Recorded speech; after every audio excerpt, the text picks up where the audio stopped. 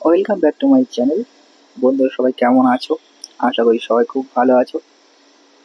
আমি প্রকাশ নতুন একটা রেসিপি নিয়ে আবার চলে এসেছি তোমাদের মাঝে। আশা করি এই রেসিপিটা তোমাদেরই সবারই খুব ভালো লাগবে। যারা নাকি সুইট পছন্দ করো তাদের জন্য এই ডিশটা। সুইট পছন্দ করে না এরকম মানুষ খুবই কম আছে। তো যারা অবশ্যই সুইট পছন্দ করেন তাদের জন্য বানাবো আজকে কাজু বরফি। খুবই সুন্দর একটা রেসিপি, আশা করি তোমাদের খুব ভালো লাগবে। এর জন্য আমি কাজুগুলোকে নিয়ে নিয়েছি। এবার একটা প্যান নিয়ে নেবো। প্যানটা গরম হয়ে গেলে এর মধ্যে দিয়ে দেবো কাজুগুলোকে। এখানে আমি 250 গ্রাম মতো কাজু নিয়েছি। এই কাজুগুলোকে আমি ভালো করে বয়েল করে নেব। তোমরা চাইলে এগুলোকে ড্রাইও পেস্ট করতে পারো। কাজুগুলোকে আমার বয়েল হয়ে গেছে। এই কাজুগুলোকে এবার আমি একটা মিক্সির জারে করে এগুলোকে ভালো করে ফাইন পেস্ট করে নেব। এর মধ্যে সবগুলো কাজুকে আমি দিয়ে দেবো। এবার এটাকে পেস্ট করা আমার হয়ে গেছে। পেস্ট করার পরে কাজুগুলোকে এরকম লাগছে দেখতে। এবার আমি নিয়ে নেব একটা প্যান। প্যানের মধ্যে দিয়ে দেবো কিছুটা জল। জলটা গরম হয়ে গেলে এর মধ্যে আমি দিয়ে দেবো চিনি। চিনিটাকে অবশ্যই মেল করে নিতে হবে। এই সময় গ্যাসের ফ্লেমটা অবশ্যই স্লো রাখতে হবে, যেন চিনি শিরাটা জ্বলে না যায়। চিনিগুলোকে ভালো করে মেল্ট হয়ে গেলে সামান্য একটু আঠা আঠা ভাব হয়ে আসলে এর মধ্যে আমি দিয়ে দেবো কাজু পেস্টটা, যেটাকে আমি বানিয়েছিলাম। সব পেস্টগুলোকে আমি এর মধ্যে দিয়ে দেবো। আমি কাজুগুলোকে বয়েল করে নিয়েছি। তোমরা চাইলে ড্রাই ভাবেও পেস্ট করে নিতে পারো। এটা দেখতে যতটা সোজা, বানাতে ততটাই ভালো। আশা করি তোমাদের খুবই ভালো লাগবে। খুবই সিম্পল। এটাকে অনবরত নাড়াতে হবে। এবার আমি এর মধ্যে দিয়ে দিচ্ছি কিছুটা রোজ ওয়াটার। এটা সামান্য ফ্লেভারের জন্য আমি রোজ ওয়াটার দিয়েছি। তোমরা চাইলে রোজ ওয়াটার ঘিও দিতে পারো।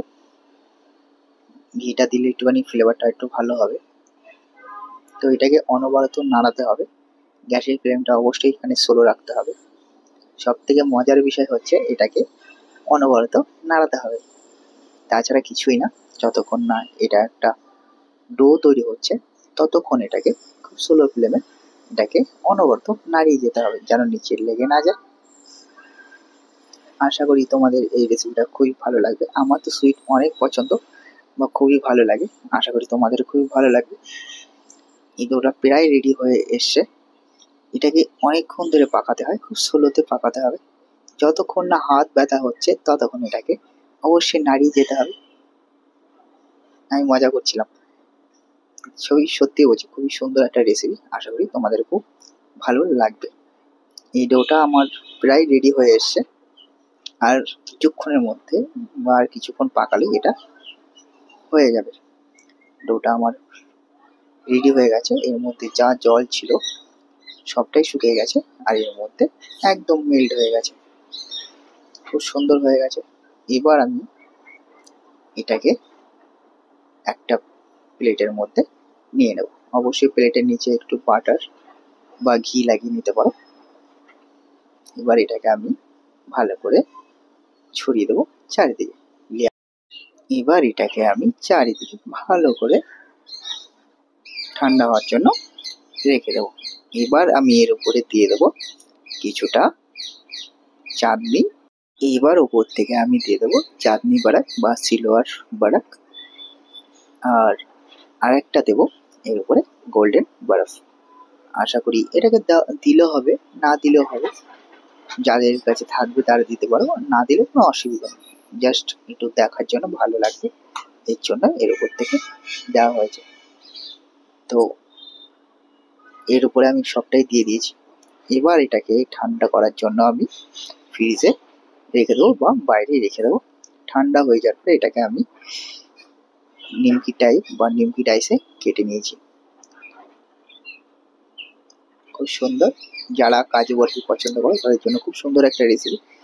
আশা করি তোমাদের খুবই ভালো লাগবে।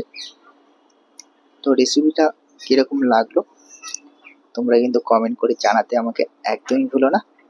যারা সুইট পছন্দ করো তাদের জন্য অবশ্যই এই রেসিপিটা একদম পারফেক্ট রেসিপি। এই রেসিপিটা কিরকম লাগলো অবশ্যই আমাকে কমেন্ট করে জানাবে। যারা আমার চ্যানেল নতুন আছো অবশ্যই চ্যানেলকে সাবস্ক্রাইব করে আমার পাশে থাকবে।